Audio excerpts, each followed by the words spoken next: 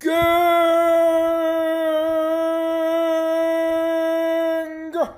Let's go!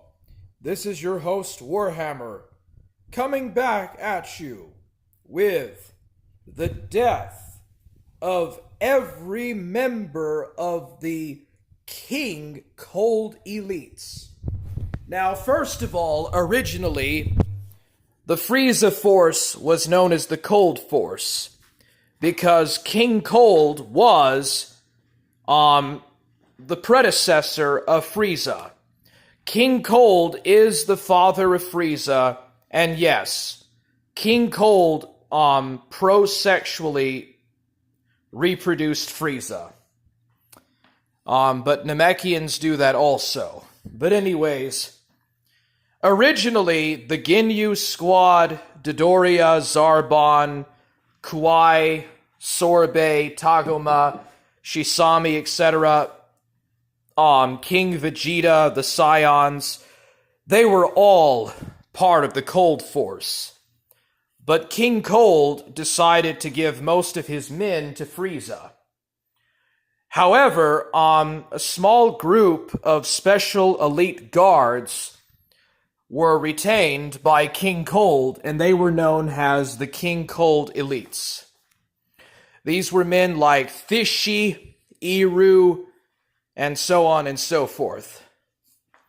So anyways, in a flashback that King Cold or Frieza has, right after the destruction of planet Namek, King Cold's mothership is going through space, and he finds the remains of Frieza. The tarnished up remains of Frieza. Frieza is pretty much on the very edge of his own life and dying. King Cold destroys the windows of the spaceship, and Thishi actually falls out into space. Now, he might have survived, but some of the King Cold elites fall out into space and die. Now, later, when King Cold's mothership arrives on Earth, now there's two different scenarios. The first scenario is in the future Trunks timeline, and probably what happens is that Goku, when he finished his training on planet Yardrat, future Goku used the instantaneous movement of which he learned from the Yardrats to go to Earth and confront Frieza.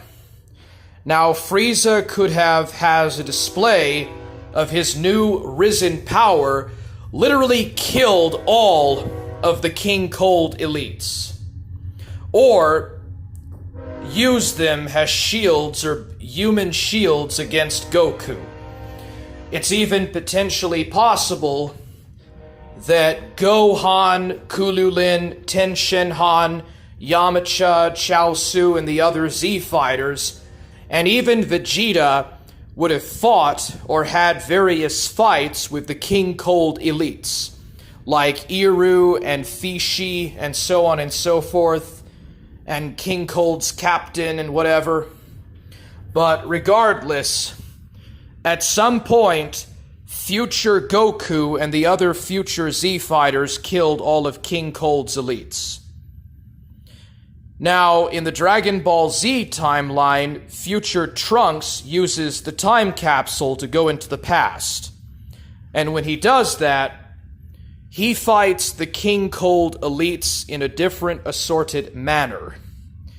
So, right away, Mecha Frieza is sending some of the King Cold elites to go and hunt down the Z fighters and kill them.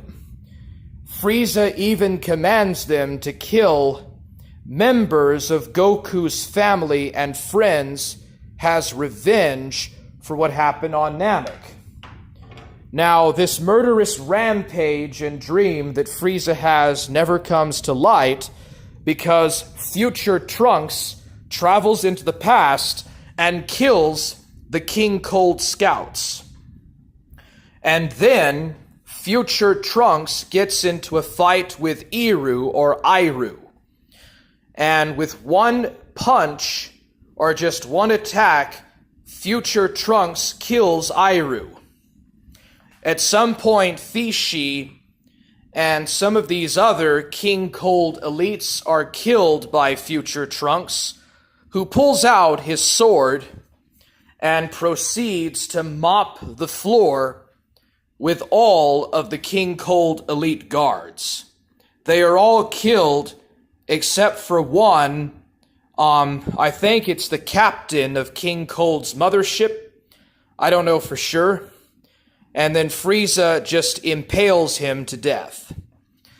After King Cold is killed by future Trunks, he destroys the mothership and kills whoever is inside it.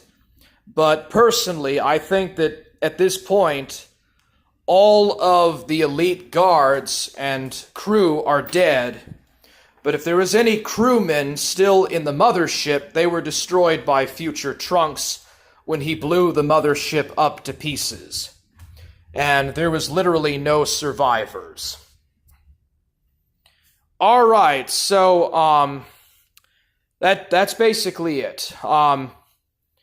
In Dragon Ball Z, The Rebirth of Fusion, it's possible that some of the King Cold Guard came back, but I don't recall ever seeing them, and I don't ever recall seeing them in the Super 17 arc. They might have appeared in some scenes or whatever, but when it comes to the King Cold elites, even though they arrive later on in the series, they're usually overshadowed by the other Frieza soldiers. So that's going to be it with the King Cold elites.